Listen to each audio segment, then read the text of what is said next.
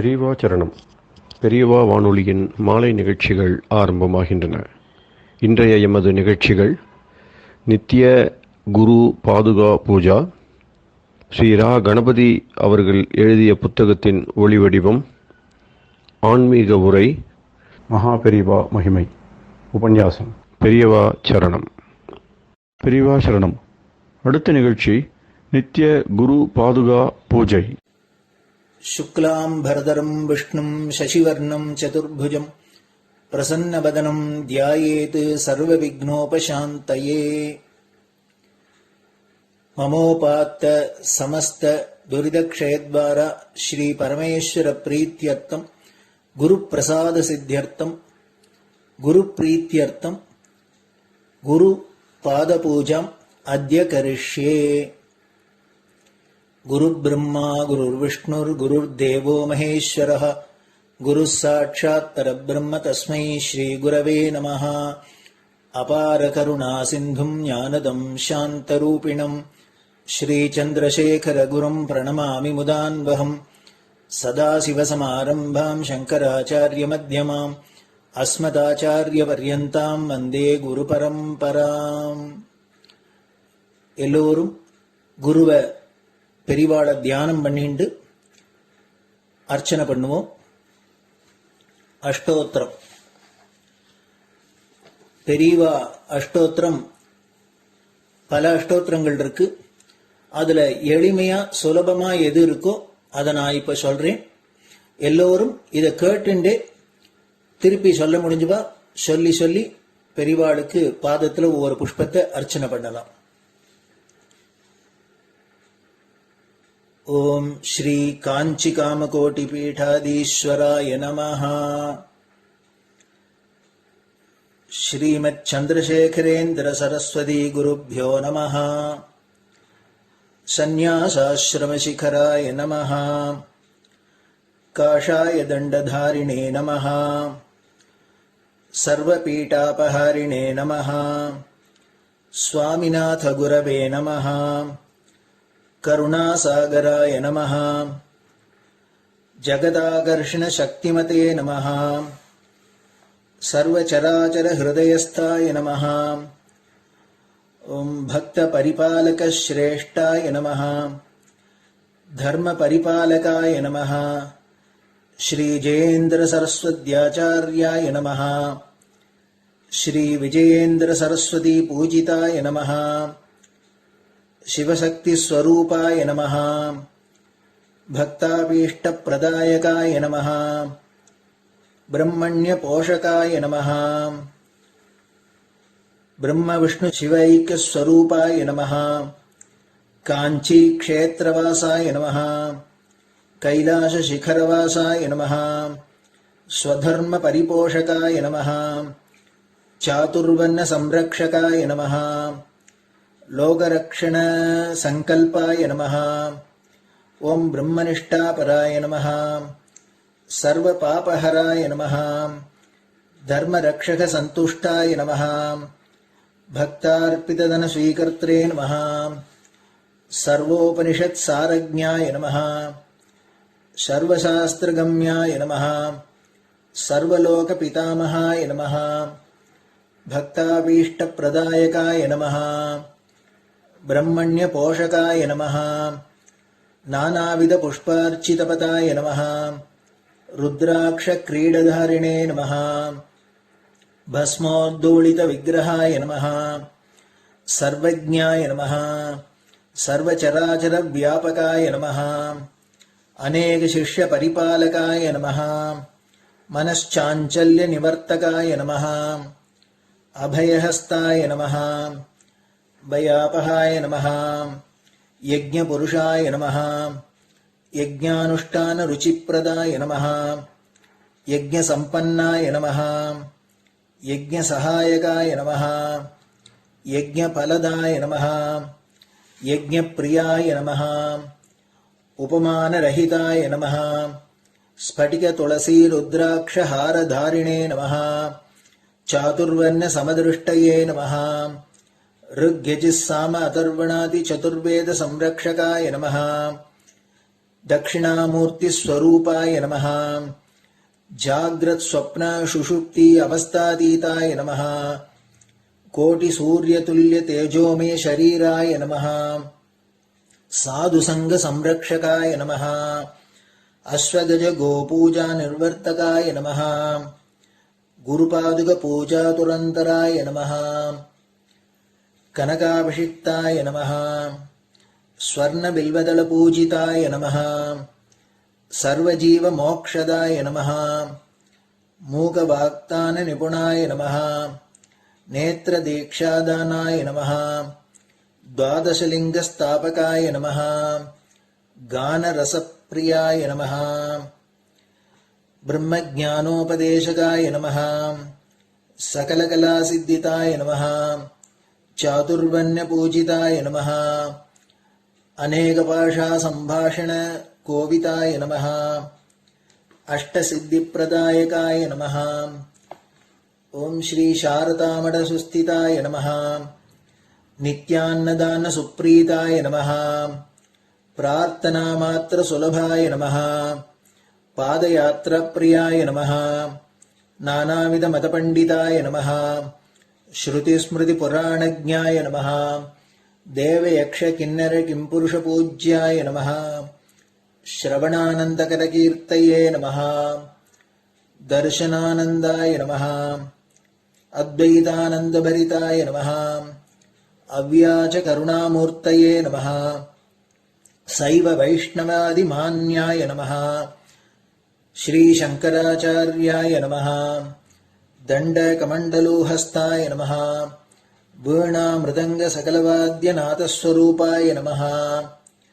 रामकथारसिकाय नमः वेदवेदाङ्ग आगमादिसकलकलासतस्प्रवर्तकाय नमः हृदयगुहाशयाय नमः शतरुद्रीयवर्णितस्वरूपाय नमः केदारेश्वरनाथाय नमः अविद्यानाशकाय नमः निष्कामकर्मोपदेशकाय नमः लघुभक्तिमार्गोपदेशकाय नमः लिङ्गस्वरूपाय नमः सालग्रामसूक्ष्मस्वरूपाय नमः कालड्यां शङ्करकीर्तिस्तम्भनिर्माणकर्त्रे नमः जितेन्द्रियाय नमः शरणागतवत्सलाय नमः श्रीशैलशिखरवासाय नमः डमरुकनादविनोदाय नमः वृषभारूढाय नमः दुर्मदनाशकाय नमः आभिचारिकदोषहर्त्रे नमः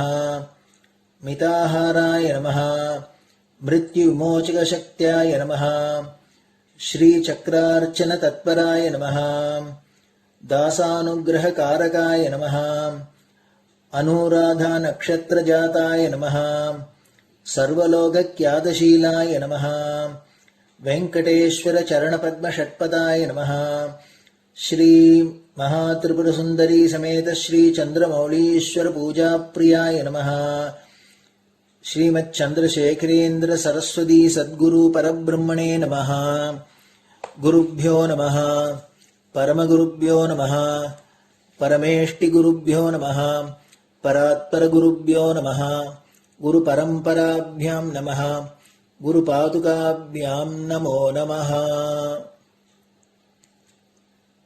அடுத்தது ஊதுபத்தி இருந்தா அதை காமிச்சு தூபம், நெய் தீபம் இருந்தா காமிச்சு அதை நெய் தீபம் தீபம் காமிச்சுட்டு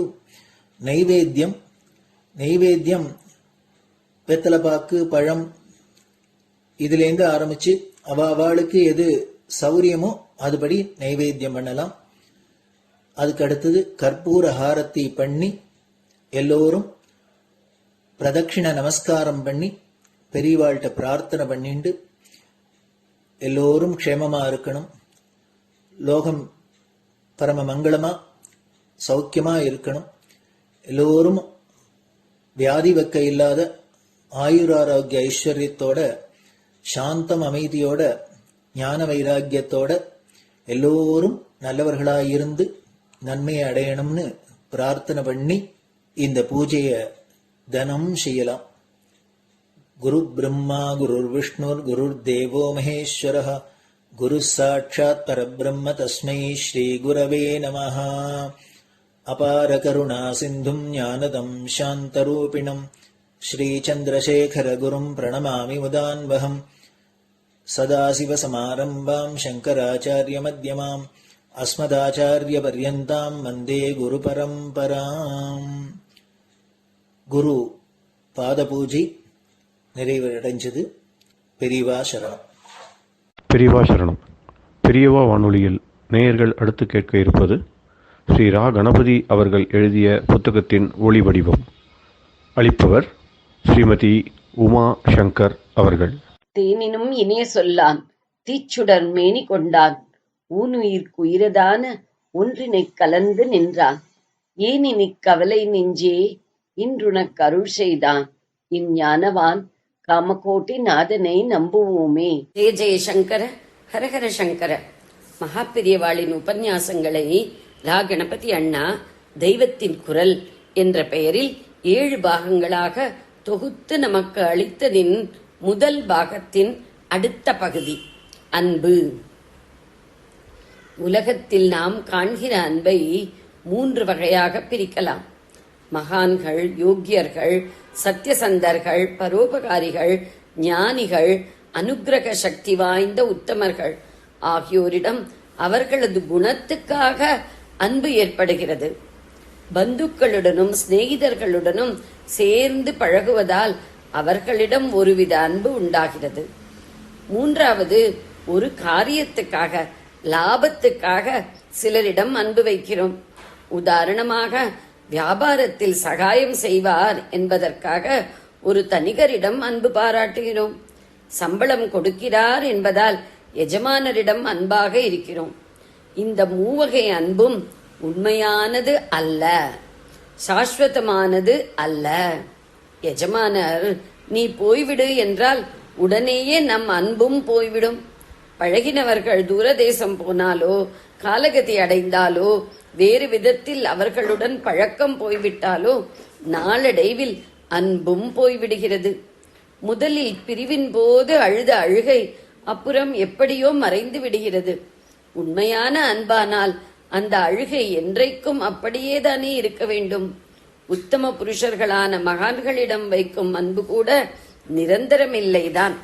மகான்களிடம் உத்தம குணம் குறைந்தால் அல்லது குறைந்ததாக நமக்கு தோன்றினாலே போதும், அவரிடம் வைத்த அன்பும் குறைந்து விடுகிறது. 3 வகை அன்பும் காரணத்தால் ஏற்பட்டது. எனவேதான் அவை நிரந்தரமாக இருக்கவில்லை. உத்தம புருஷர்களிடம் இன்ன குணம் இருக்கிறது என்பதால் அந்த குணத்தை காரணமாக கொண்டே அன்பு வைக்கிறோம். அதோடு அவர்கள் நம்மை உத்தாரணம் செய்வார்கள், உய்விப்பார்கள் என்ற சுய காரியமும் உள்ளூர இருக்கவே செய்யும்.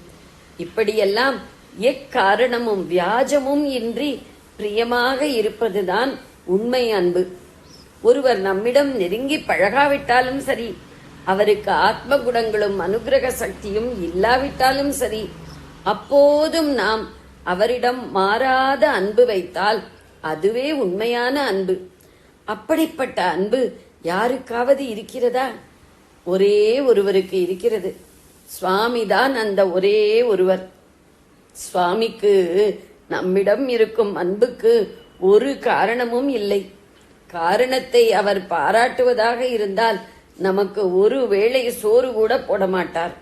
நம் பிழைகளையெல்லாம் பொறுத்து கொண்டு நம்மை இந்த மட்டும் காப்பாற்றுபவர் அன்புமயமான பரமேஸ்வரனே. இந்த பரமசிவ அன்பின் திரிபே உலகில் காணும் 3 வகை அன்புகளும். அந்த காரணமற்ற பரமசிவ அன்பை நாமும் அபியசிக்க வேண்டும். தப்பு செய்பவன் என்று காரணம் பார்த்து நாம் ஏன் ஒருவனை வெறுக்க வேண்டும்?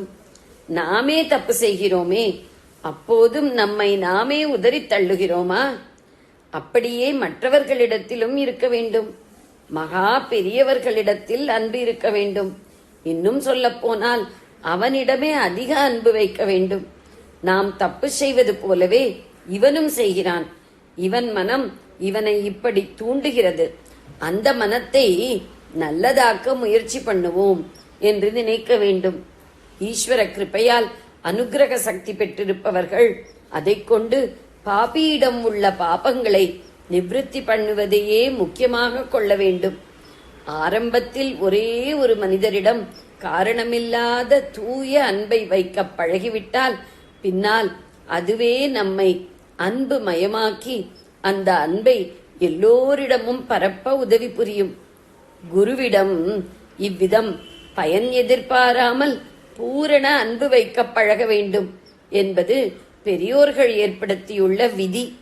குருவிடம் காரணம் பார்க்காமல் வியாஜம் இல்லாமல் அன்பு செலுத்த ஆரம்பிக்க வேண்டும். பின்பு அந்த அன்பு தருகிற ஆனந்தத்தில் பழகி பழகி லோகம் முழுவதும் குருவாக நினைத்து சமஸ்த பிராணிகளிடமும் காரணமில்லாத சமமான அன்பு செலுத்த வேண்டும். லோகம் முழுவதும் அன்பை நிரப்பினால் அதுவே ஆனந்த நிலை, அதுவே பரிபூர்ண நிலை, அதுவே பரம சாந்தி. ஜெய ஜெய சங்கர, ஹரஹர சங்கர. பெரியவா சரணம். இந்நிகழ்ச்சியின் அடுத்த பகுதி நாளை மாலை இதே நேரத்தில் ஒளிபரப்பாகும். பெரியவா சரணம். பெரியவா சரணம். பெரியவா வானொலியில் நேயர்கள் அடுத்து கேட்க இருப்பது திரு கவிக்கண்ணன் அவர்களின் ஆன்மீக உரை. பெரியவா சரணம். ராம் ராம். ஸ்ரீ குருப்யோ நம. ஜெய ஜெய சங்கர, ஹர ஹர சங்கர. பெரியவா வானொலி நேயர்கள் அனைவருக்கும், மகா பெரியவாவுடைய பக்தர்கள் அனைவருக்கும் அடியேன் கவிக்கண்ணனின் அன்பு கலந்த நல்வாழ்த்துக்கள்.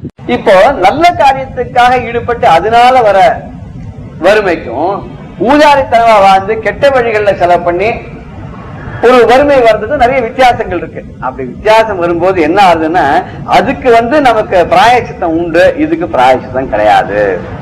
பிராயச்சித்தம் வேணும் அப்படின்னு சொன்னாக்க நல்ல காரியங்கள் பண்ணா பிராயச்சித்தம் இருக்கு, இல்லைன்னா மற்றது கிடையாதுன்னா இதெல்லாம் என்ன காரணத்தினால வருதுன்னா, இந்த வறுமைக்கு கூட ரொம்ப ஆசையினால்தான் வருது.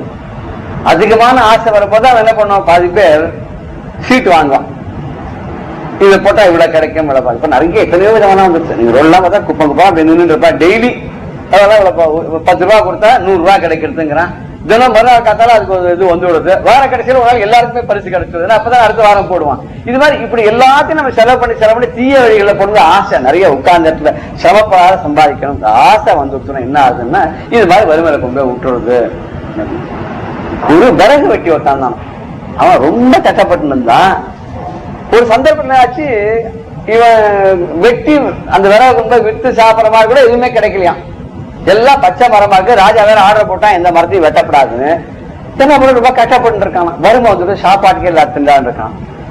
அப்போ ஒரு மரத்தடியில் உட்காந்து அழுதுன்னு இருக்கான். ராஜா மாறு வேஷத்துல வந்து இருக்காராம். வந்தோடனே தன்னுடைய நாட்டுல தன்னுடைய குடிமகன் ஒருத்த வருத்தப்படுறான்னு கேட்டவங்க, என்னப்பா என்ன ஆச்சுன்னு கேட்கும்போது, இது மாதிரி நான் விறகு வெட்டி தான் படிச்சிருந்தேன், காஞ்ச மரங்கள் எல்லாம் போயிடுத்தேன். இப்ப ராஜா புதுசா ஒரு ரூல் வேற போட்டு யாருமே காட்டுல இருக்க மரத்தை வெட்டப்படாது, மரத்தை வெட்டினா மழை பெய்ய மாட்டேங்குன்னு சொல்லிட்டா, நான் என்ன பண்றதுன்னு தெரியல, ரொம்ப கஷ்டப்படுறேன், தற்கொலை பண்ணிக்கிறத வழியே இல்ல. ராஜா சொன்னா, நீ உண்மை கவலைப்படாத, நான் போய் ராஜா கிட்ட சொல்றேன், உனக்கு காத்தால ஏதாவது வழி கொண்டு வர ராஜா அப்படின்னு. இவன் தானே ராஜாவே. மறுநாளைக்கு ஒரு ஆர்டர் போட்டு ஒரு பர்டிகுலர் காடு, ஒரு 5 மைல் விஸ்தீரணத்துக்கு ஒரு காடை இந்த விறகு வெட்டிக்கு எழுதி வச்சுட்டான். இனிமே உனக்கு தான் எடுத்துக்கோ. எதுக்கு இந்த கதையை சொல்வார் ராமகிருஷ்ண பரமஹம்சர், இந்த வறுமையை வேண்டு கட்டப்பட்டுதான் ஆகணும் தலை எழுதினாக்க யாருமே மாற்ற முடியாது, அந்த பிரம்ம லிபியை மாற்ற முடியாதுன்னா ராஜா ஒரு 5 மைல் விஸ்தீரணத்துக்கு ஒரு சந்தன காடை எழுதி வச்சுட்டான். இவனுக்கு நியூஸ் கிடைச்சது. ஆஹா போய் பார்த்தான் விஸ்தீரணம். மனசு என்ன நினைச்சது, அதே அப்பா எவ்வளவு மரம் இருக்கு, எவ்வளவு இது இருக்கு, இந்த மரத்தை நம்ம இப்படியே வித்துக்கிட்டு ரொம்ப கஷ்டமா இருக்கும். நம்ம என்ன பண்ணலாம்னா, இத்தனை மரத்தை எடுத்து அதை வெட்டி அதை கறி ஆக்கி வித்து அந்த மூட்டை கட்டி எடுத்து விற்கிறதுக்கு சௌரியமா இருக்கும். ஒரே மாசம் எல்லாத்தையும் வித்து சரி பண்ணலாம்னா எல்லாத்தையும் அது மாதிரியே பண்ணா. எல்லா மரத்தையும் அழிச்சான், எல்லாத்தையும் கறியா மாத்தினா விட்டுட்டான், சாப்பிட்டான். ஆச்சு 2 மாசம் கழிச்சு மறுபடியும் வேலை வந்துச்சு. திருப்பி அதே ராஜா ராத்திரி மாறு வேஷத்தை ஊர்வலத்துல வந்தான், நகர்வலம் வரான். இவனே பார்த்து கேட்கிறான், என்னப்பா உனக்கு நான் ராஜாக்கா சொல்லி ஒரு ராஜா கொடுத்தார், 5 மைல் விஸ்தீரணத்துக்கு கொடுத்தார். நான் என்ன பண்ணேன்னா எல்லா மரத்தையும் வெட்டி மரமா வைக்கிறது போல எல்லாம் கறியாக்கி சுலபமா வண்டியில் ஏற்றிட்டு போய் எல்லாத்தையும் வித்துள்ளான். சொன்னா, மகாபாவி உன் தலையில வறுமையில்தான் வாழணும்னு எழுதிருச்சு, யாருமே மாற்ற முடியாது. பாத்தியா, நான் கொடுத்தது அத்தனை சந்தன காடு, ஒரு மரமா வித்திருந்தேன் கோட்டீஸ்வரனா இருப்பேன். மொத்த மரத்தையும் அப்படியே விட்டுருந்தாலும் எனக்கு சமமா நீ ஆயிருப்ப. உன் தலையெழுத்து பாத்தியா, எல்லாத்தையும் கறி ஆக்கிதான் இருக்கணும். ஏண்டா அத்தனை நீ கறி ஆக்கும் போது புகை வாசனை அடிச்சிருக்கீங்க, அது கூட உனக்கு சந்தன மரம் தெரியலையா? அவனுக்கு சந்தன மரம் எரிக்கிறதுக்கும் சவுக்க மரத்தை எரிக்கிறதுக்கும் வித்தியாசம் கூட அவனுக்கு தெரியலையா? அத்தனை ஒரு அறிவிலியா இருந்ததுன்னா அந்த பாவமா அந்த வறுமைங்கிறது அதுதான் மிடி என்று ஒரு பாவி விட்டாருல. அப்படி ஒரு பாவி வந்துட்டு இதெல்லாம் போயிடும் அப்படின்னாரு. கொடியது கொடியது, ரொம்ப வறுமை தான் ரொம்ப கொடியது எல்லாருமே சொல்லியிருக்கா. இந்த ஆசைக்கு காரணம் என்னன்றது வந்து பெரியவா ரொம்ப அழகா ஒரு விஷயம் சொல்லிருக்கா. மகா பெரியவா கிட்ட ஒருத்தர் போனாராம். என்னன்னா மனசு ரொம்ப சங்கடப்படுறது, பிசினஸ் எல்லாம் நஷ்டமா போயிடுது, குழந்தை குட்டி எல்லாம் ஒருத்தரும் காப்பாற்ற மாட்டேங்கிறா, எல்லாம் போயிட்டா, இந்த ரேட்ல போனா எனக்கு சுத்த வறுமை வந்துடும் போடுக்கு. வாங்கின கடன் லோன் எல்லாம் வாங்கினலாம் அதெல்லாம் ரொம்ப எக்கச்சக்கமா போயிட்டு வட்டி கொடுக்கறதுக்கே என்னால முடியல, என்ன ஆகும்னு தெரியல, இதுக்கெல்லாம் என்ன காரணம்? பெரியவா அதை அனுகிரகம் பண்ணும். அவர் என்ன பண்ணாரா, அவர் கூட சின்ன குழந்தை ஆக்ஷன் பண்ணிட்டாரு, பேத்தி ஆக்ஷன் பருப்பா நினைக்கிறேன். அந்த பேத்திய பெரியவா கூப்பிட்டு ஒரு மாதுளம் பழத்தை கையில விட்டாராம். இது வச்சுருந்தான், ஒரு கையில வச்சிருந்தான். உடனே சாத்துக்குடி பழத்தை கொடுத்தாராம், அது இந்த கையில வச்சிருந்தான். அப்புறம் 2 ஆப்பிள் எடுத்து கையில விட்டாராம். அது என்ன பண்ணா வச்சிருந்து எப்படியும் கேட்டு வாங்கி இப்படி அடிக்கிட்டுதான். அடுத்த 2 கொய்யா பழம் பெருசா கொடுத்தாராம். அந்த கொய்யா பழத்தை இப்படி வாங்கிக்கும் போது கையில இந்த ஆப்பிள் மாதுளம் பழம் எல்லாம் கீழே வந்துட்டான். விழுந்த உடனே அந்த தனவந்தரா அது நொடிச்சு போயிருக்காரு. பார்த்து கேட்டா, பாத்தியா குழந்தைக்கு எத்தனையும் நான் கொடுத்தேனே, இதெல்லாம் கீழே போட்டு அந்த குழந்தை உனக்கு ஏதாவது புரியுதா அப்படின்னு இல்லன்னு சொன்னாராம். நான் அந்த மாதுளம் பழத்தை கொடுத்தேன் இல்லையா, ஒரு கையில வச்சுருந்தது, இந்த சாத்துக்குடியை கொடுத்தா 2 கையில வச்சுருந்தது, அதோட அது போரும் நினைச்சிருந்தா எனக்கு பிரச்சனை வந்திருக்காது. அடுத்த 2 ஆப்பிள் நான் கொடுத்தா என்ன பண்ணிட்டு அப்படி வாங்கி மாரோட கட்டின்றது. சோ அதனுடைய தகுதிக்கு மேல அது கிடைச்சு கொடுத்து. அப்போ அது நினைச்சிருக்காங்க இல்ல, இந்த மேல 2 கொய்யா பழம் அதையும் வாங்கி அடிக்கணும் போதும் முதல்ல கிடைச்சதான் போடு. ஆசைப்பட்டு பேராசைப்பட்டு இன்னும் வேணும் இன்னும் வேணும் இன்னும் வேணும் மேல மேல மேல மேல போய் போய் சம்பாதிக்கணும்னு நினைக்கிறீங்க இல்லையோ, அப்பதான் என்ன ஆகுது அப்படின்னு கேட்டா இருக்கிறதும் போயிடுது. நீ அப்படிதான் சம்பாதிக்கணும்னு ஆசைப்பட்ட, அப்படிதான் வந்து அளவுக்கு மீறி நீ வந்து போய் வெஞ்சர் பண்ண எல்லாம் பண்ண, நீ இருக்கிறதான் போயிடுது. முதல்ல ஆசையை விட்டுட்டு இருக்கிறது போறோம், இப்படி சந்தோஷமா எப்படி இருக்கிறதுன்னு கத்துட்டேன்னா இத்தனை பிரச்சனைகள்லாம் வராது அப்படின்னு. பெரியவா சரணம். இந்நிகழ்ச்சியின் அடுத்த பகுதி நாளை மாலை இதே நேரத்தில் ஒளிபரப்பாகும். பெரியவா சரணம். பெரியவா சரணம். அடுத்த நிகழ்ச்சி மகா பெரியவா மகிமை உபன்யாசம். வழங்குபவர் பிரம்மஸ்ரீ கணேச சர்மா அவர்கள். அபார கருணா சிந்தும் ஞானதம் சாந்தரூபிணம் ஸ்ரீ சந்திரசேகரகுரும் பிரணமாமி முதான்வகம். 1979 வருஷம் கர்நாடகத்தில் வியாசநகரே அப்படிங்கிற இடத்துல சங்கர ஜெயந்தி உற்சவம் ஆரம்பிச்சதை பார்த்தோம். அமாவாசைக்கு முன்னால் பிரதம அன்னைக்கு இது கார்த்தால உற்சவம் ஆரம்பிச்சுது. அந்த கார்த்தால உற்சவத்தில் பூஜைகள்லாம் உண்டு. சாயந்தரம் 4:30 மணிக்கு கிளம்பி ஆதிசங்கர பகவத்பாதாவோட அந்த பாதுகையை இந்த பல்லாக்கில் வச்சுண்டு சத்திர சாமரங்கள் இந்த உபச்சாரங்களோட ஊர்வலம் போகணும் அப்படின்னு பெரியவா உத்தரவு பண்ணியிருந்தா. ஊர்வலம் எங்கே போகிறது அப்படின்னா இந்த பெரியவா இருந்த அந்த ஆசிரமத்திலேருந்து இந்த பூஜை நடக்கிற இடத்துலேருந்து முன்னால் இருக்கிற அந்த துங்கபத்ரா நதிக்கரைக்கு ஊர்வலமாக எடுத்துன்னு போகணும் அப்படின்னு மங்களவாத்தியம் எல்லாத்தோடையும். அதுக்கு ஊர்வலம் போகிறது ரொம்ப கண்கொள்ளா காட்சியாக இருந்தது. பெரியவாளும் கூடவே வரா. எப்படி இருந்தது அப்படின்னா கூட்டமான கூட்டம், ஜனங்கள்லாம் எல்லாம் தெரிஞ்சுன்னு வந்துடுத்து. முன்னால் மங்களவாத்தியம் போகிறது, 2 தீவெட்டி சாமரங்கள் சத்திரம், அதில் இந்த டோலி பல்லாக்கில் பகவத்பாதாள் படம் வச்சு முன்னால் ஒருத்தர் தட்டில் ஆச்சாரியால் பாதுகையை எடுத்துட்டு போக கூட எல்லாரும் வர, பின்னால பெரியவா வர, சாண்டூர் ராஜ குடும்பத்தெல்லாம் ராஜாக்கள்லாம் கூட வர. இந்த ராஜாக்களுக்கெல்லாம் நடுப்புற பெரியவா எப்படின்னு எதிராஜன் மாதிரி ஜம்முன்னு தண்டத்தையும் பிடிச்சுண்டு அந்த நடந்து வர அழகு தனி. பெரியவா அந்த நடந்து இந்த தளிர் நட அப்படின்னா தத்தி தத்தி அவ நடந்து வருது, கஜகதியில் வரத்தை பார்த்தா கண்கொள்ளாதான் இருக்கும். அவ எதை பண்ணினாதான் நம்ம மனசு பறி போகாது, எதை பண்ணினாலும் அழகா இருக்கும். அவ நின்னாலும் அழகு, உட்கார்ந்துனாலும் அழகு, படுத்திருந்தா அழகு, நடந்தா அழகு, பேசினா அழகு, பேசலைன்னா அதை விட அழகு, அபிநயம் பண்ணினா அதை விட அழகு. இப்படி ஒன்றை விட ஒன்று அழகு, ஒன்றை விட ஒன்று அழகு, ஒன்றை விட ஒன்று அழகுன்னு அப்படியே உருக்கிறாப்புல தான் இருக்கும். நெக்க உருக்கிடும். ஒரு பாட்டு இருக்கே, அதரம் மதுரம் வதனம் மதுரம் மதுராதிபதியர் அகிலம் மதுரம் அப்படின்னு வல்லபாச்சாரியார் உருகிறாரே. அந்த கிருஷ்ணன் என்ன பண்ணான்னு எத்த பண்ணினாலும் அழகுதான். அதைத்தானே அவர் வர்ணிக்கிறார். அந்த மதுராஷ்டயத்தில் சொன்னதெல்லாம் இப்போ நீங்கள் பெரியவாளுக்கு சொல்லி பாருங்கோ, சொல்லி பார்த்தேன்னா ரொம்ப அப்படியே அத்தனையும் பொருத்தமாக இருக்கும். பிரதோஷ மாமாவோட மச்சினர் கிருஷ்ணமூர்த்தி அப்படின்னு கிட்டு மாமா அப்படின்னு சொல்றது. அவர் பெரியவா மேல இதே மாதிரி வல்லபாச்சாரிய மதுராஷ்டகம் மாதிரியே அவரும் ஒண்ணு பண்ணியிருக்கார். பெரியவா பண்ற எல்லா காரியத்தையும் ஒரு நாளைக்கு எழுந்துட்டா ஆச்சமனம் பண்றதை பார்த்தா அழகா இருக்கும். எதை பார்த்தாலும் மதுரம் மதுரம் மதுரம் மகா பெரியவா மதுரம் அப்படின்ட்டு அவர் வர்ணிச்சிருக்கார். அவ்வளவு ஆனந்தமா இருக்கும். இன்னொன்னு கூட அவர் பண்ணியிருக்கார், பார்த்துக்கிட்டே இருக்க தோணுது பெரியவாளை பார்த்துக்கிட்டே இருக்க தோணுது அப்படின்னு ஒரு பாட்டு அவர் எழுதினர். அதை பிரபல பாடகர் டி.எம். சௌந்தரராஜன் அவர்கள் ரொம்ப அழகா அதை பாடி நெக்கு உருகிறாப்புல அதை கேட்டாலே நம்ம மனசுல கல் நஞ்சும் கரையும் அப்படி இருக்கும். அதுல பார்த்தீங்கன்னா எதை பார்த்தாலும் அழகா தான் இருக்கும். பெரியவா ஆச்சமனம் மன்றத்தே அழகா இருக்கும், இடதுகையால் அனுகிரகம் பண்ணா அழகா இருக்கும், வலதுகையால் அனுகிரகம் பண்ணா நடந்த அழகா இருக்கும். இப்படி எதை பார்த்தாலும் அழகா இருக்கும், பார்த்துட்டே இருக்கணும்னு தோணும். பெரியவாளை பிரிந்து வர மனமும் மறுக்குது அப்படின்னு இருக்கும் இந்த வார்த்தை. ஏதோ பார்த்தாச்சு போறோம், நமக்கு நேரம் ஆச்சு போகலாம் அப்படின்னே தோணாது. அப்படியே இருந்துட மாட்டோமா, அங்கேயே இப்படியே உருகிட மாட்டோமா, அப்படியே ஐக்கியம் ஆயிட மாட்டோமா, கரைஞ்சிட மாட்டோமா அப்படிங்கிறப்பல தான் இருக்கும். அதுதான் அது பரபிரம்மம் அப்படிங்கிறதுக்கு சாட்சி. பரபிரம்மம் பிரம்மானந்தம். பிரம்மானந்தனா எப்படி இருக்கும்? பெரியவாளை போய் ஒரு தூரம் தரிசனம் பண்ணினா ஒரு க்ஷணகாலம் அங்க இருந்தா அனுபவிச்சவாளுக்கு தெரியும் அப்படிதான் இருக்கும் பிரம்மானந்தம்னா என்ன அப்படின்னு நாம தீர்மானமா சொல்லலாம். அப்படி பெரியவா தண்டத்தை தூக்கிண்டு அப்படி தளிர் நடந்து வர அய்யர்வாழ்சர் தியாகபிரமன் சாமஜ வரகமனா அப்படின்னு ஒரு சாகித்யத்துல சொல்றார். அவன் எப்படி இருக்குன்னு அந்த யானை நடந்து வராப்புல இருக்கும். எப்படி வேணா அவ பாவத்துக்கு ஏத்தாப்புல இருக்கும். பெரியவா நடந்து வரத்த பார்த்தா அப்படியே அப்படி பரம கம்பீரமா அப்படி யானை நடந்து வராப்புல அசைஞ்சு வராப்புல இருக்கும். சில பேர் சொல்லுவா அப்படியே நடந்து வரத்த பார்த்தா அம்பாள் நடந்து வராப்புல இருக்கும் அப்படின்னு சொல்லுவா. அவளோட மனோபாவத்துக்கு ஏத்தாப்புல அது ஆனந்தத்தை கொடுக்கும். அப்படிதான் இவ பெரியவா பின்னால ஆச்சாரியால் பாதுகைக்கு பின்னால ஊர்வலத்தில் நடந்து வர அந்த துங்கபத்ரா நதிக்கரைக்கு சுவாமி எழுத்துன்னு போய் அந்த பாதுகைக்கு அபிஷேகம் பண்ணி எப்பொழுதுமே உண்டு. அந்த இடத்துல போய் அபிஷேகம். காஞ்சிபுரத்துல என்னன்னா காமாட்சி கோவிலேருந்து ஆச்சாரியால் கிளம்பி சங்கர ஜெயந்தியில ஒவ்வொரு நாளைக்கு அங்க நிறைய தீர்த்தங்கள்லாம் உண்டு, புண்ணிய தீர்த்தங்கள்லாம். ஒவ்வொரு குளத்துக்கு தீர்த்த கரைக்கு போய் அங்க ஆச்சாரியாளுக்கு அபிஷேகம் பண்ணி அதுக்கப்புறம் ஊர்வலமா யதாஸ்தானத்துக்கு எடுத்துட்டு வந்து அங்க அர்ச்சனை தீபாராதனை முதல்ல நடக்கும். இது சம்பிரதாயம். இந்த சம்பிரதாயப்படி தான் எல்லா இடத்துலையும் கொண்டாடுறது. இங்கேயும் அப்படிதான் கொண்டாடுற வியாசநகரையிலையும்.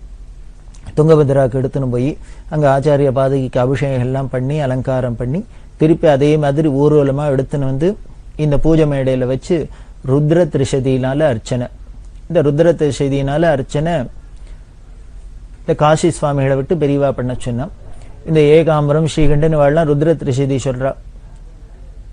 ஸ்ரீருத்ரத்தையே திரிசதியா 300 நாமாவளியா தானே பண்ணியிருக்கு. அந்த திரிசதியா சொல்லித்தான் சந்திரமௌலீஸ்வருக்கா இருக்கட்டும் எப்பொழுதுமே மடத்துல காஞ்சி மடத்துல திரிகாலமும் சந்திரமௌலீஸ்வருக்கு பூஜை உண்டு. ஏன்னா பகவத்பாதால என்ன பண்ணினா கைலாசத்திலேருந்து பஞ்சலிங்கம் ஸ்படிகலிங்கம் கொண்டு வரத்தே இந்த காஞ்சிபுரத்துல அந்த யோகலிங்கத்தை ஸ்தாபிதம் பண்றதே ஆக்ஞை பிறப்பிச்சா. என்னன்னா இத 3 வேளையிலையும் வில்வத்தினால அர்ச்சனை பண்ணிட்டு இருக்கணும் அப்படின்னு. அதனால இன்னி வரைக்கும் 2500 வருஷமா விடாத, ஒரு நாள் விடாத, ஒரு வேளை விடாத இந்த ருத்ரத்தினால திரிசதியினால வில்வார்ச்சனை நடந்துட்டு வருது. அதே மாதிரிதான் ஆச்சாரியாளுக்கும் இந்த பாதுகைக்கும் பெரியவா ஆச்சாரியோட படத்துக்கும் ருத்ர திரிசதி அர்ச்சனை. இவாள்லாம் அர்ச்சனை சொல்றா. ஓம் நமோ பகவதே ருத்ராய அப்படின்னு எல்லாம் இவ ஆரம்பிச்சு சொல்றது. பெரியவா இன்னும் உறக்க சொல்லு. சில சமயம் பெரியவாளை காதுல விழாத மாதிரி இருக்கும் இல்லையா, அதனால இன்னும் எரிஞ்சு சொல்லு அப்படின்னா வேற ஒண்ணும் இல்லை.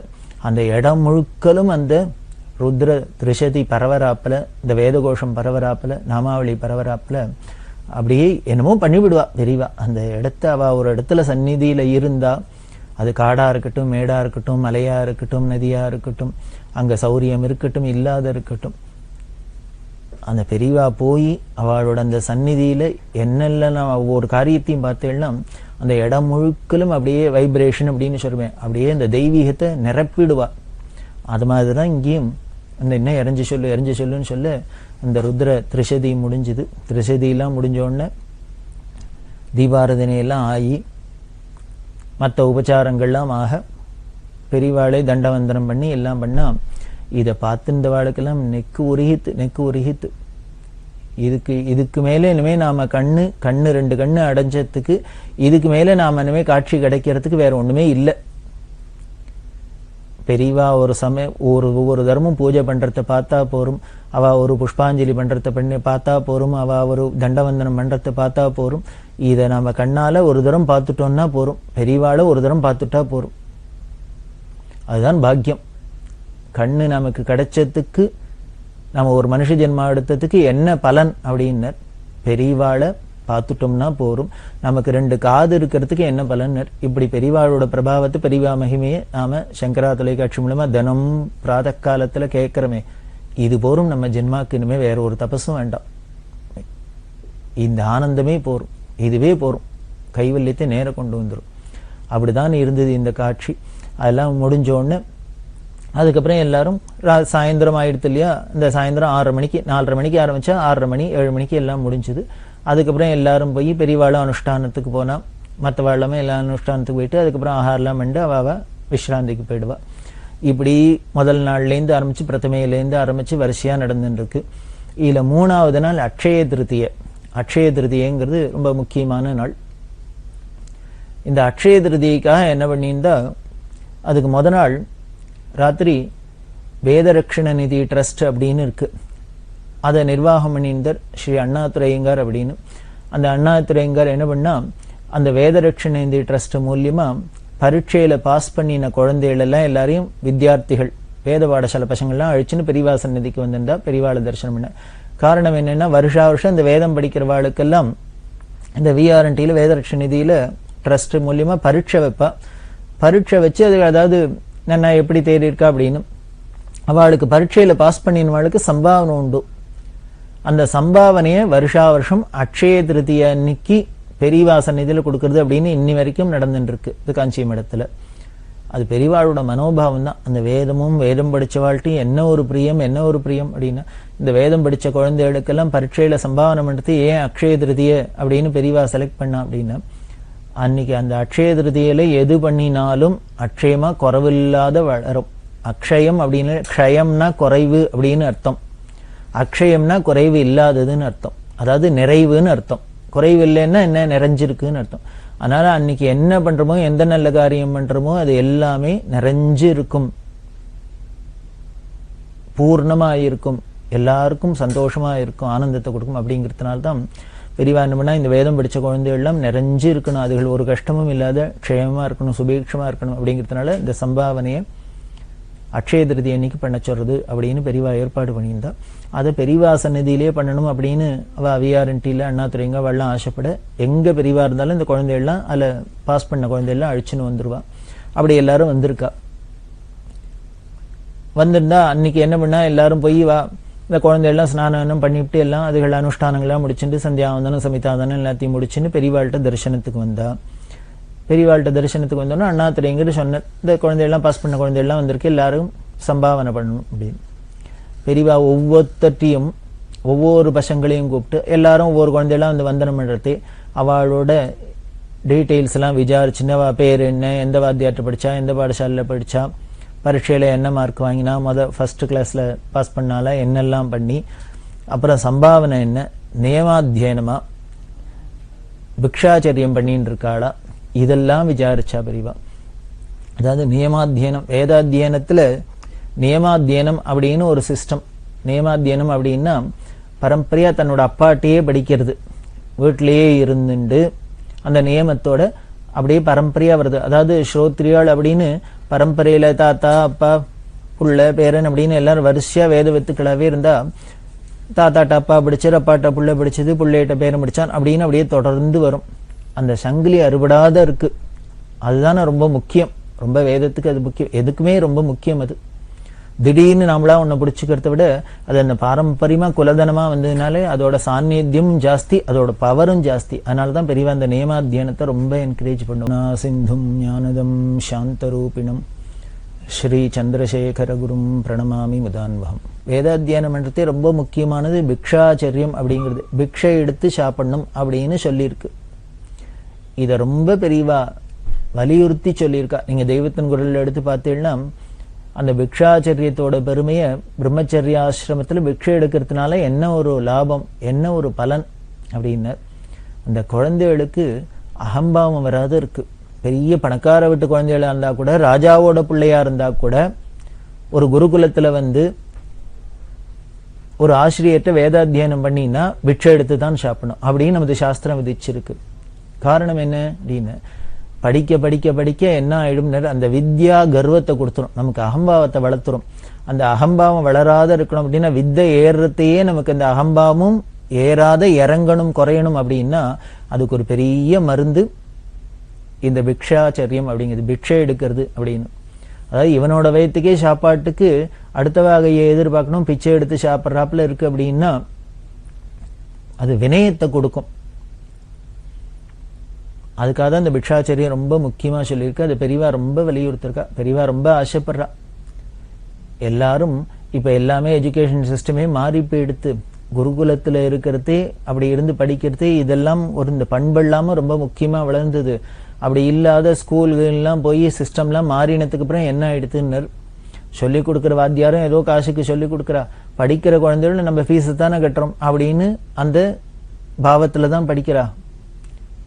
எந்த வித்தையை ஏற ஏற வித்யாம் வினய சம்பன்னாம் அப்படின்னு வித்தைகள் ஏற ஏற நமக்கு வினயம் வரணுமோ அடக்கம் வரணுமோ அதுக்கு நேர் ஆப்போசிட்டா ஆயிடுத்து. இப்போ ஸ்கூல் பசங்களை விட காலேஜ் பசங்களை விட இந்த பசங்க அப்படின்னு ஒருத்தருக்குத்தர் இன்னும் ஒரு அராஜகம், ரவுடித்தனம், அடாவடித்தனம் இதுதான் ஜாஸ்தியா இருக்கிறத பாக்கிறமே வழிய ஒருத்தரானும் அடங்கி உடங்கி ஒரு மரியாதையா ஒரு நாகரிகமா நடந்துக்கிறாப்புல தெரியல. அதுதான் வருத்தப்படுறா. அதுக்கெல்லாம் ஒரே மருந்து இந்த பிக்ஷாச்சரியம் அப்படின்னு, அந்த கர்வத்தை போக்கும் அடக்கத்தை கொடுக்கும் அப்படின்னு. அதனால பிக்ஷாச்சரியம் என்றால எந்த பாடசாலை அத்தியனம் பண்ணா வாத்தியாரும் எல்லாம் விசாரிச்சு ஒத்தொத்தருக்கும் பல மாதிரி பல கேள்வியெல்லாம் கேட்பா, குரு கேள்வியெல்லாம் கேட்பா. எல்லா பசங்களையும் விசாரிச்சு எல்லாம் பண்ணிவிட்டு எல்லாரும் தரிசனம் ஆனோடனே என்ன பண்ணா, இந்த ஏகாம்பரத்தை கூப்பிட்டு எனக்கிட்ட பசங்கள்லாம் வந்திருக்கு, சங்கர ஜெயந்தி உற்சவமா நடந்துருக்கு, நீ என்ன பண்ணு, அவ எந்தெந்த வேத சாக்கையோ ருக்வேதிகள் இருப்பா, யஜுர்வேதி இருப்பா, சாமவேதி இருப்பா, எல்லா வேதிகளும் இருப்பா, அவளுக்கு சாகைக்கு ஏத்தாப்புல தனித்தனியா இடம் ஏற்பாடு பண்ணி கொடு, அவளெல்லாம் உட்காந்து பாராயணம் பண்ண சொல்லு, வேத பாராயணம் பண்ண சொல்லு அப்படின்னு.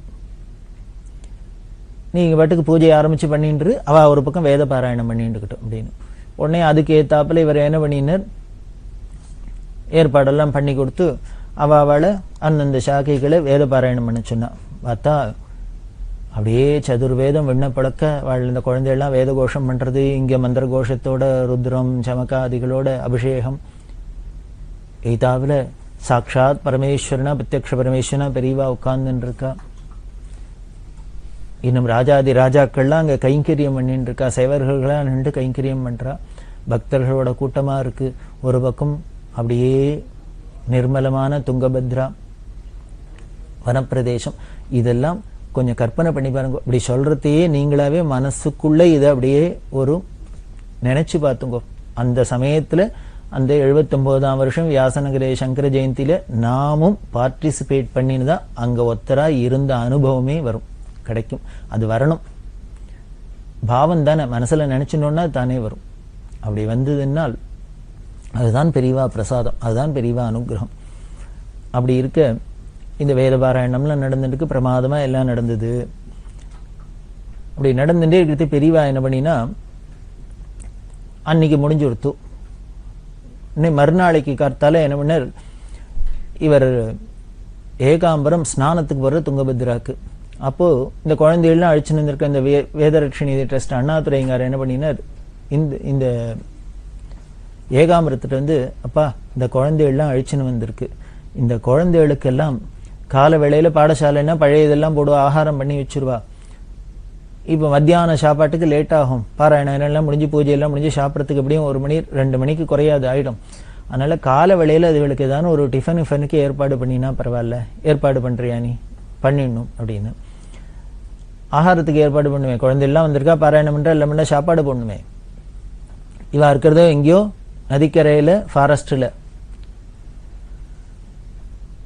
ஏகாம்பரம் சொன்னார், இது ஸ்நானத்துக்கு போயிட்டு வந்து உங்களுக்கு பதில் சொல்றேன் அப்படின்னார். உடனே அண்ணாதுரைங்கார் சிரிச்சுட்டே, வரு போயிட்டு வந்து பதில்லாம் சொல்லக்கூடாது, ஏற்பாடு பண்ணணும் அப்படின்னார். நீ என்ன பண்ணுவே, இந்த முடியும் முடியாதுன்னு பதில்லாம் சொல்லக்கூடாது, எல்லாம் ரெடியா இருக்குன்னு சொல்லணும்ப்பா, ஏற்பாடு பண்ணணும், அதை இப்பயே சொல்லு அப்படின்னு. அவர் அப்படி சொன்ன உடனே என்ன பண்ணார், கூட கைங்கரம்ன்றார். அவர்கிட்ட சொன்னார், இந்த குழந்தைகள்லாம் அழிச்சுன்னு வந்திருக்கா, இந்த குழந்தைகளுக்கெல்லாம் ஆகாரம் பண்ண என்ன பண்ணலாம் அப்படின்னா அவர் சொன்ன, நாமளே எங்கேயோ இங்கே வந்து இருக்கோம், ஏதோ நதிக்கரையா இருக்கு, காடா இருக்கு, நாமெல்லாம் இருக்கிறவா இங்கே சாப்பிட்றதுக்கே எதில் சமைக்கிறது என்ன பண்ணுறதுக்கு என்னன்னு தெரியாது துவச்சுட்டு இருக்கும். அவர் அழிச்சுன்னு வந்திருக்காரோ இல்லையோ, 40-50 குழந்தைகள் அழிச்சுன்னு வந்திருக்கார். இத்தனை பேருக்கு முடி நடுப்புற காட்டில் ஏதானே இடம் கிடைக்குமா, சௌரியம் இருக்குமா அப்படின்னு அவருக்கே தோண வேண்டாமோ? அவரே ஒரு சமைக்காரா பாத்திரம் மண்டத்தெல்லாம் எடுத்துட்டு இத்தனை பேரை வரத்த ஒரு வேனை வச்சுன்னு அதெல்லாம் எடுத்துன்னு வருது ஒன்றும் பெரிய காரியம் இல்லையே, அவரே அதை ஏற்பாடு பண்ணிட்டு வர வேண்டாமோ அப்படின்னு அவர் கோச்சுட்டார். இவாளுக்கே இந்த இங்கீதம் தெரியல அப்படின்னு அவர் கோச்சுக்கிறார். உடனே ஏகாம்பரம் சொன்னார், என்னப்பா பண்றது, வந்தாச்சு, பெரியவா அடுத்தது கேட்பா, பெரியவாளுக்கு நம்ம பதில் சொல்லி ஆகணும். அதனால நம்ம ஒண்ணு பண்ணுவோம், நம்ம இருக்கிற இந்த 10 பேர்ல 4-5 பேர் ஏதான சமையலுக்கு போட்டோம். இந்த குமரேசன் இருக்காரு, இந்துவாசம் இருக்கான், வேதபுரி இருக்கா, பிரம்மச்சாரி ராமகிருஷ்ணன் இருக்கு, இந்த 4 பேரையும் வச்சுன்னா அந்த குழந்தைகளுக்கெல்லாம் தானே சமைக்க சொல்லிடலாம், அதுக்கு ஒரு இடத்த ஒதுக்கி கொடுத்து ஏதானு பண்ணலாம் அப்படின்னு. சரி ஏதோ பண்ணிதான் ஆகணும் அப்படின்னு யோஜனை பண்ணிட்டு இவ ஏற்பாடு பண்ணிட்டா. இவ ஸ்நானத்துக்கு வேணா வந்துட்டா, திருப்பி பூஜையெல்லாம் ஆரம்பிச்சு நடந்துட்டு இருக்கு. பெரியவானே ஏகாம்பரத்தை கூப்பிட்டா. அது சரி, இந்த குழந்தைகள்லாம் வந்திருக்கே, இந்த குழந்தைகளுக்கெல்லாம் சாப்பாட்டுக்கு என்ன பண்ண போற, ஆகாரத்துக்கு என்ன பண்ண போற அப்படின்னு கேட்டா. இவர் சொன்னார், இல்ல வேதபுரி குமரேசன் இந்துவாசம் அவள்லாம் சேர்ந்துட்டு சமையலுக்கு ஆரம்பிச்சுட்டா பண்ணிட்டு இருக்கா அப்படின்னு. அவ ஏற்பாடு பண்ணா போட்டுருவா. உடனே பெரியவா கேட்கிறா, அந்த வந்த குழந்தைகள்ல 4 பேர் வைஷ்ணவ குழந்தைகள் பார்த்தியா கவனிச்சியான்னு. அவ துவாதச திருமணம் விட்டு இருக்கா. நேத்திக்கு முதல்ல பெரியவா எல்லாரையும் பார்த்து இன்ட்ரடக்ஷன் பண்ணி பேசுறதே தான் எல்லாம் பெரியவா கிட்ட கூப்பிட்டு எல்லாம் பேசியிருக்காள். அந்த 4 குழந்தைகள் வைஷ்ணவளா இருக்கார். அழிச்சு இந்த அண்ணாதுரைங்கர் அவரும் வைஷ்ணவர். அவளுக்கெல்லாம் இங்கே சேர்த்து சாதம் போடுவியான்னா, அவளுக்கு இங்கே தானே எல்லாருக்கும் ஒன்னா பந்தியில சாப்பாடா அப்படின்னா. இது ரொம்ப தர்ம சங்கடமான விஷயம். ஏகாம்பரத்துக்கு என்ன பதில் சொல்றதுன்னு புரியல. உடனே பெரியவா, எதுக்காகன்னா பெரியவா இப்படிலாம் சின்ன சின்ன விஷயம் மாதிரி இருக்கும், அதெல்லாம் கவனிப்பா. ஏன் அவ சேர்ந்து சாப்பிடப்படாதா அப்படின்னா, நமக்கு ஒண்ணும் இல்லை, இவாளுக்கு போடுறவாளுக்கு ஒண்ணும் இல்லை.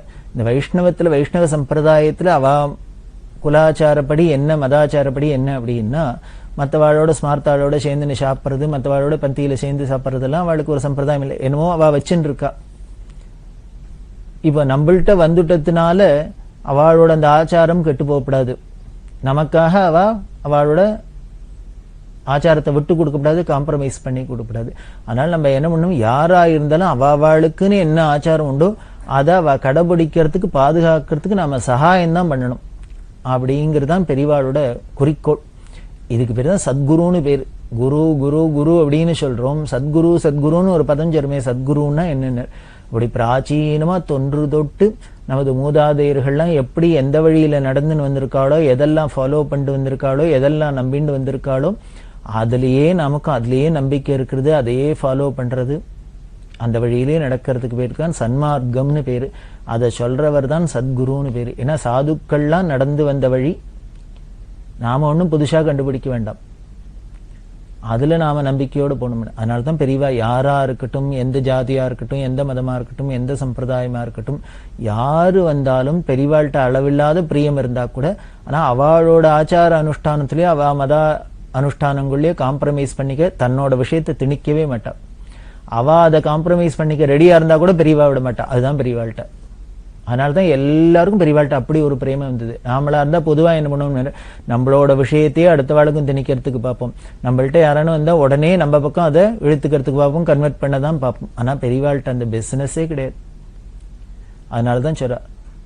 அப்ப என்ன பண்றதுன்னு, உடனே நீ என்ன பண்ணு, ஹாஸ்பிட்டல்ல தோளப்பாச்சார்னு வைஷ்ணவர் இருக்க, நீ போய் கேட்டுன்னு வந்தியே, அந்த தோளப்பாச்சாருக்கு 96 வயசு ஹாஸ்பிட்டல்ல இருக்க, நீ என்ன பண்ணு, அவ வைஷ்ணவா, இந்த 4 குழந்தைகள் அண்ணாதுரைங்க இவாளுக்கெல்லாம் கார் ஏற்பாடு பண்ணு, தினம் அங்க போய் சாப்பிட்டுட்டு வர சொல்லு, 2 வேளையும் 3 வேளையும் அதுக்கு ஏற்பாடு பண்ணு அப்படின்னு. உடனே அங்க போய் சொல்ல அவர் பரம சந்தோஷப்பட்டார். பெரியவா இப்படி எல்லாம் பார்த்து பண்றாளே அப்படின்னு சொல்லி, இப்படி நான் எல்லாரும் இங்க வந்து இருக்கட்டும் அப்படின்னு சொல்ல அப்படி ஏற்பாடு பண்ணப்பட்டது.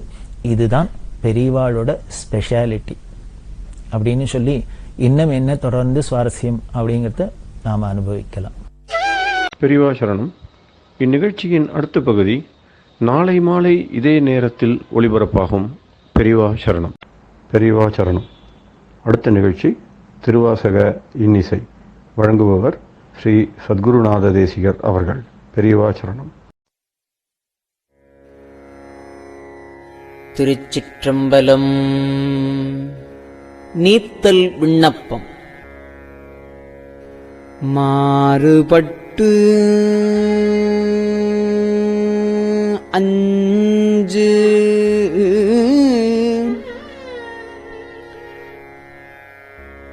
என்னை வஞ்சிப்ப யான் உன் மணிமலர்த்தாள் வேறுபட்டேனை விடுதி கண்டாய் வினையேன் மனத்தே ஊறுமட்டே மன்னும் உத்தரகோசமங்கைக்கு அரசே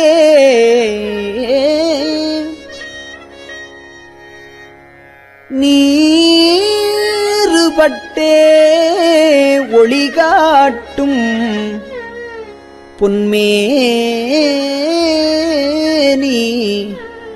நெடுந்தகையே நெடுந்தகை நீ என்னை ஆட்கொள்ளையான் ஐம்புலன்கள் கொண்டு விடுந்தகையேனை விடுதி கண்டாய் விரவார் வெறுவ அடுந்தகை வேல் வல்ல உத்தரகோசமங்கைக்கு அரசே கடுந்தகையேன் உண்ணும் தென்னீர் அமுதப் பெருங்கடலே கடலினுள் நாய் நக்கியாங்கு உன் கருணைக் கடலின் உள்ளம் விடலறியேனை விடுதி கண்டாய் விடலில் அடியார் உடல் இளமே மன்னும் உத்தரகோசமங்கைக்கு அரசே மடலின் மட்டே மணியே அமுதே என் மதுவெள்ளமே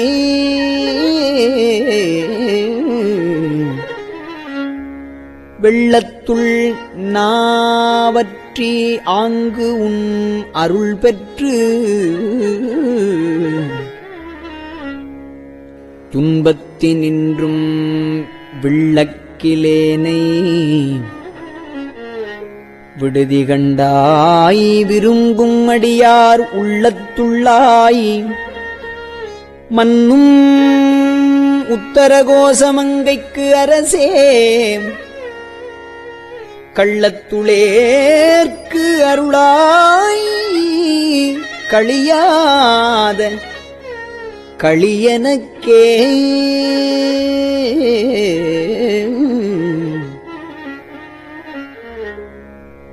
களிவந்த சிந்தையொடு உன் கழல் கண்டும் கலந்து அருள வெளிவந்திலேனை விடுதி கண்டாய் மெய்ச்சுடருக்கு எல்லாம் ஒளிவந்த பூங்கழல் உத்தரகோசமங்கைக்கு அரசே எளிவந்த எந்தை பிரான் என்னை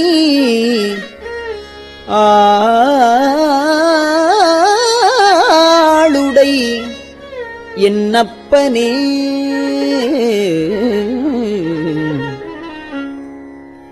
என்னை அப்பா அஞ்சல் என்பவர் இன்றி நின்று எய்த்து அலைந்தேன் மின்னை ஒப்பாய் விட்டுடுதி கண்டாய் உவமுக்கில் மெய்யே உன்னை ஒப்பாய் மன்னும் உத்தரகோசமங்கைக்கு அரசே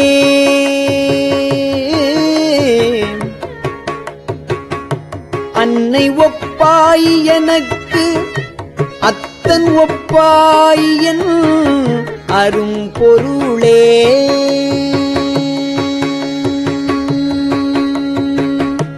பொருளே தமியேன் புகலிடமே நின் புகழ் இகழ்வார் பெருளே என்னை விட்டுடுதி கண்டாய் மெய்மையார் விழுங்கும் அருளே அணிபொழில் உத்தரகோச மங்கைக்கு அரசே இருளே வெளியே இகபரமாகி இருந்தவனே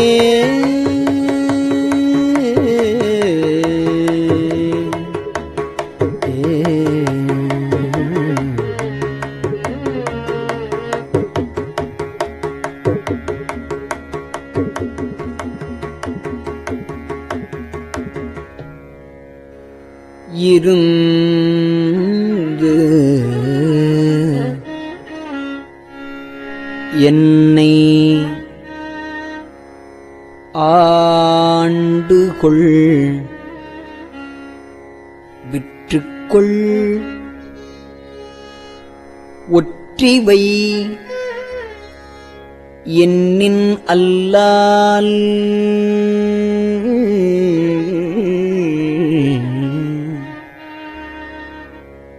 விருந்தினேனை விடுதி கண்டாய் மிக்க நஞ்சு அமுதா அருந்தினனே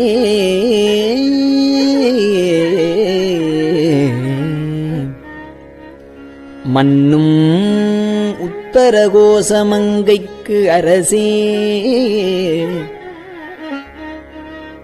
மருந்தினனே பிறவிப் பிணிப்பட்டு மடங்கினற்கே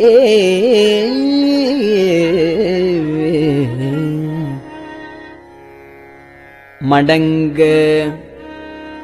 என் வல்வினை காட்டை நின் மன்னருள் திக்கொழுவும் விடங்க எந்தன்னை விடுதி கண்டாய் என் பிறவியை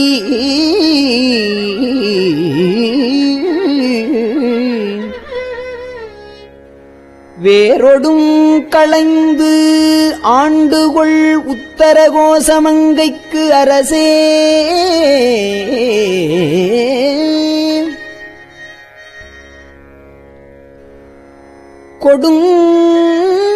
கொடுங்கர் இக்குன்றுரித்து அஞ்சுவித்தாய் வஞ்சிக் கும்பினையே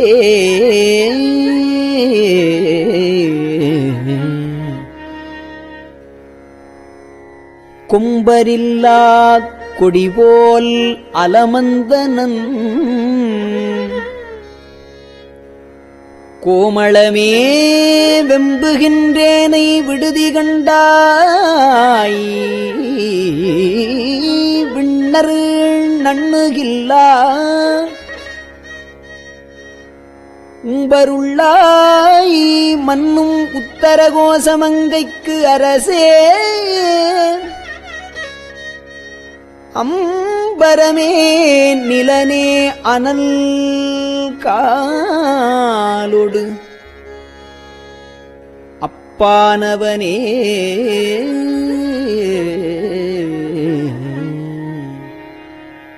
திருச்சிற்றம்பலம். பெரியவா சரணம். இந்நிகழ்ச்சியின் அடுத்த பகுதி நாளை மாலை இதே நேரத்தில் ஒளிபரப்பாகும். பெரியவா சரணம். பெரியவா சரணம். பெரியவா வானொலியின் இன்றைய நிகழ்ச்சிகளின் நிறைவாக திருப்பொன்னூசல் வழங்குபவர் சத்குருநாத தேசிகர் அவர்கள். பெரியவா சரணம். திருச்சிற்றம்பலம். திருப்பொன்னூசல் சீரார் பவளம் கால் முத்தம் கயிறா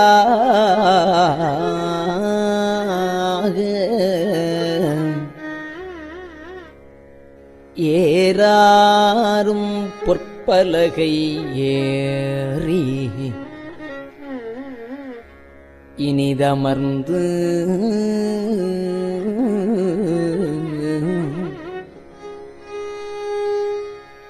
சீரார் பவளம் கால்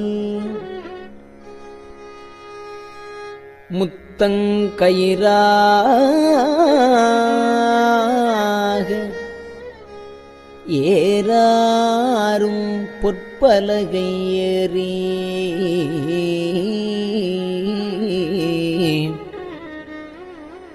இனிது அமர்ந்து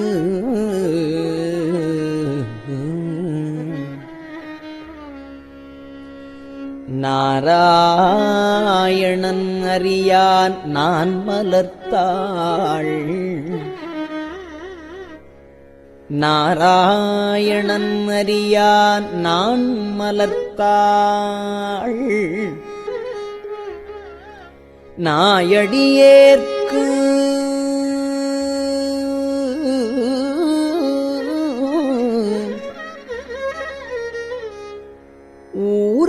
ஊராகத் தந்தருளும் உத்தர கோசமங்கை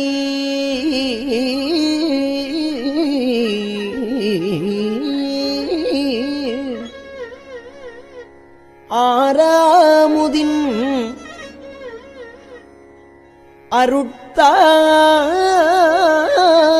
அருட்தாளினைப் பாடி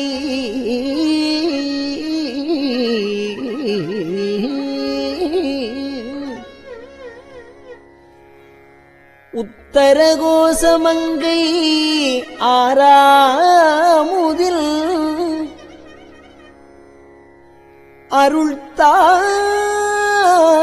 அருள்தாளினைப் பாடி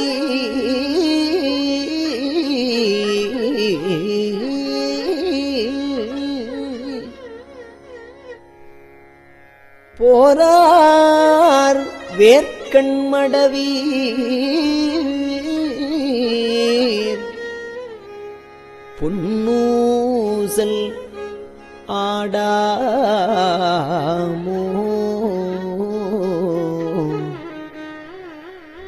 போரார் வேற்கண்மடவீர்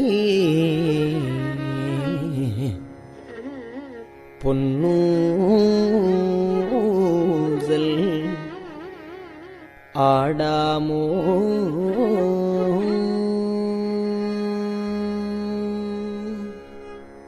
திருச்சிற்றம்பலம்.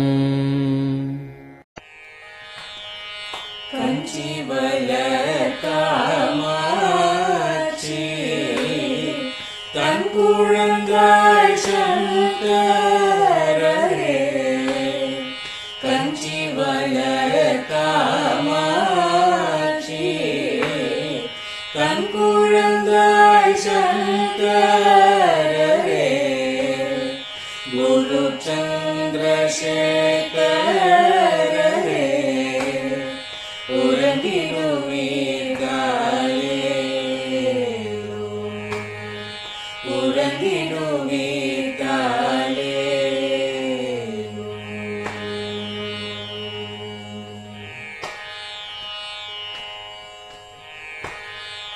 ஆதிகுரு சங்கரராய் அன்றொரு நாள் வந்தவரே அறுபத்து எட்டாகும் பீட்டபதி காலே ஏழுலகும் பூப்பவரே காப்பவரே கடப்பவரே எல்லோர்க்கும் அருள்பவரே உலகிடுவீர்காலே அயலுடனே மாலவனோ தேடிய பொற்பதத்தவரே அருமறைகள் சாற்ற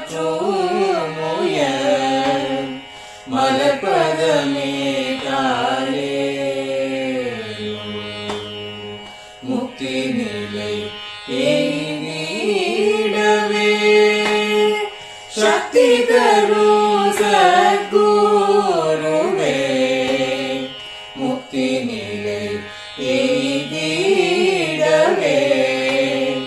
சக்தி தரும் சத்குருவே நித்தமெங்கள் நாவீசையில் நித்திரை கொள்தாயே நித்தமெங்கள் நாவீசையில் நித்திரை கொள்தாயே நித்தமெங்கள் நாவீசையில் நித்திரை கொள்தாயே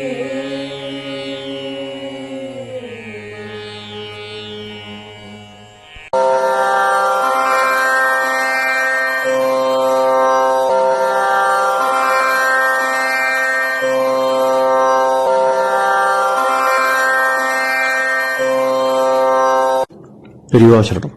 பெரியவா வானொலியின் மாலை நிகழ்ச்சிகள் இத்துடன் நிறைவடைகின்றன.